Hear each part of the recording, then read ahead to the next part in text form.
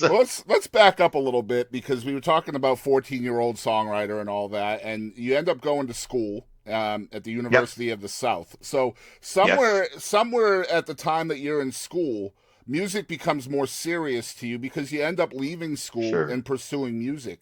So what was the impetus for that? Uh, Someone gave me permission. I was playing in bands, and we had and I have, or just playing me and my guitar, at happy hour, make some extra money, and I was writing songs just as a hobby. And we had a one outfit that was kind of like, we would rock up a country song and we would country up a rock song, Yeah, yeah. like our heroes, the Nitty Gritty Dirt Band That's and the not Texas Eagles, at and all, all that right? stuff. Yeah, no, not at all.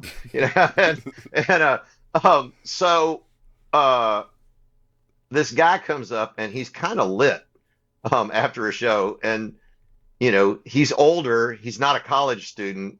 It's before alumni weekend, so we figured that he's with some alumni. And we thought he was ancient. I'm sure he was 29. You know, you know, and he's like, "Hey, what band does those three songs? Because I know all the other songs that you guys did." And one of the guys said, "Hey, man, you can't get them. Our singer wrote them."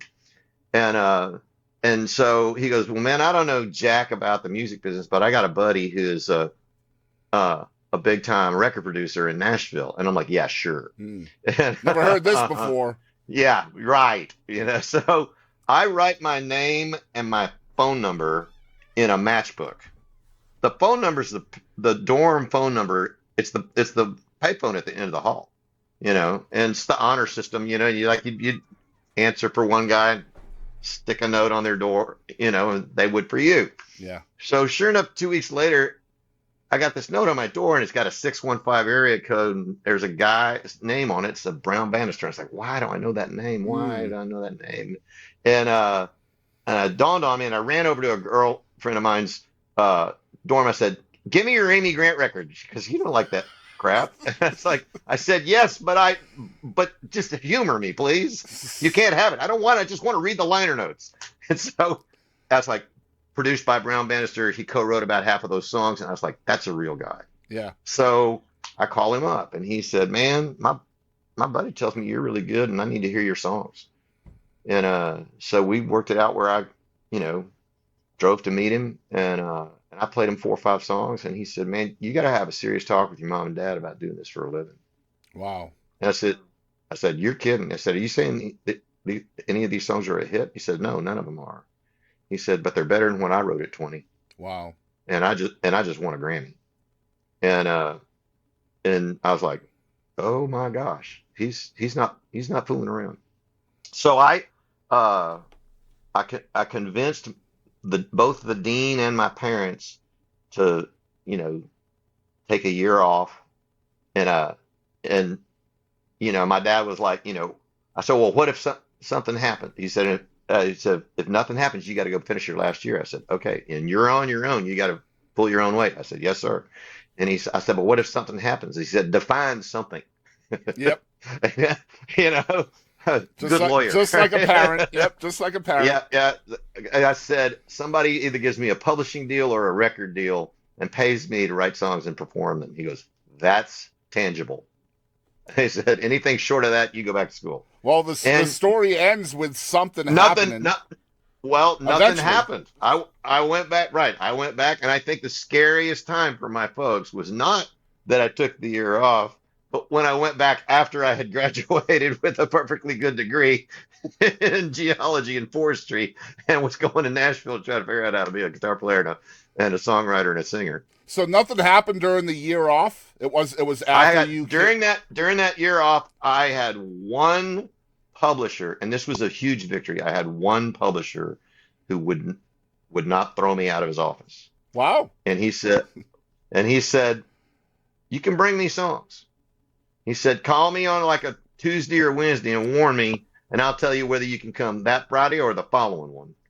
On and he said, you know, and it was kind of funny because he was kind of like, come at 4 or 5 o'clock and bring some beer with you.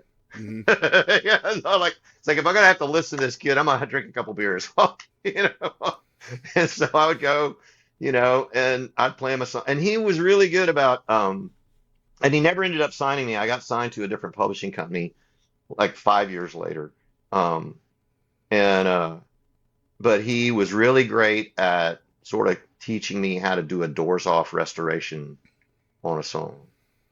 And and it later on ended up in my life, ended up becoming my publisher. So he's a really Nice. great guy. So 1981, you end up moving to Nashville full time, and Yes. so here's the question, because I've seen a lot of different questions about this time in your life, but I want to see if I Right. can't unpack something a little bit different.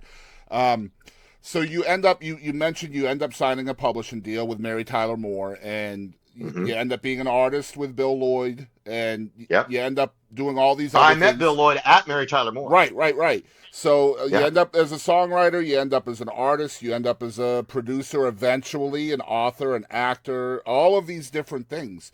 But in 1981, what is the goal? What do you want to be when you go to Nashville? I think one thing I wanted was, you know, to be a performer. And I figured that, and I wrote songs because my heroes wrote songs. And I think that the year of struggle was the realization that if I'm gonna make that part happen, I gotta get a lot better at songwriting. And that's the road for me, Hmm. you know.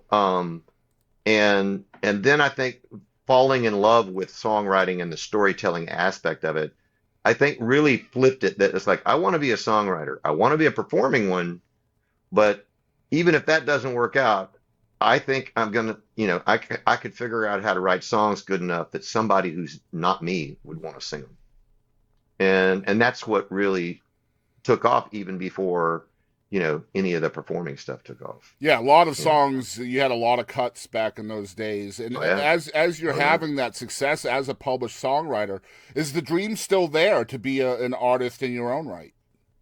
Oh yeah. I had a it's funny, so I'm gonna name Bill Lloyd, but then also name another great famous songwriter who's also a performing songwriter, named Beth Nielsen Chapman, Oh who's my written, gosh, a yes, gazillion hits, man. yeah. And so we would go do like a Tuesday or a Wednesday night at the Bluebird Cafe, and Beth would do a set, I would do a set, Bill would do a set, and then Bill and I would do a set together because we were writing all these songs together Hmm. and do all the duo harmonies and stuff with it. And we were just knocking that around. Bill had a band, and they got signed to an indie label out of a rock band. They got signed to an indie label out of Boston, and I had a band and was opening for touring acts that were coming through like at the Exit Inn and all these other clubs all over town. And then you know our uh our publisher had already told us, it's like, I want you guys, there's something magic happening there, and I don't think you guys even realize it yet. And I want you to be writing songs with each other every week. You guys have to write, I want you guys to write me a song a week. Hmm. You can write other songs by yourselves or with other writers and stuff, but I want you guys shooting for a song a week. And we were like, okay. And so we did. And Bill put 8 songs on he had a buddy at RCA who was in the marketing side, who he'd gone to college with in Bowling Green, Kentucky. And he put his indie rock record, because the guy asked, he said, I hear you got a deal and you're fixing to make a record. And he go, yeah. He said, so he put that on there, and then the other side he put these 8 songs. He said, man, I've been writing all these country songs with this guy Radney Foster, and if you think any of them are any good, or Restless Heart or Alabama or somebody might want to do them, will you toss it over to the A&R guys? And man, he went over to the A&R guys and listened and said, you guys got to listen to this thing. Hmm. And they went, are these guys a band? You get like at the Bluebird, can you?